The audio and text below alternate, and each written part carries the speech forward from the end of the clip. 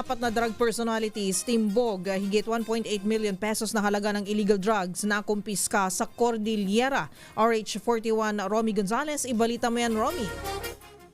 Apat na drug personalities ang natimbog at nakumpiska ang higit 1.8 milyong pisong halaga ng iligal na droga sa ikinasang anti-drug operation sa Cordillera. Sa Abra, dalawang high-value individual, si 44 at 32 anyos, ang natiklo sa bypass operation sa Barangay Cardona, Dolores matapos silang magbenta ng 10.36 na gramo ng shabu na nagkakalaga ng 70,448 pesos. Nakumpiskan rin sila ng 41.89 na gramo ng shabu na may standard drug price na 284,852 pesos. Isang 47 anyos na street level individual ang natimbog naman sa Barangay Badwat, Cabugao, Apayao. Nadiskubre sa kanyang tinitira ng 4 na sachet ng shabu na nagkakalaga ng 1,705 pesos. Samantalang sa Mountain Province, isang 29 anyos na suspect ang naaresto sa Barangay Samuki, Bontoc matapos nadiskubre sa kanyang tahanan ng dalawang bag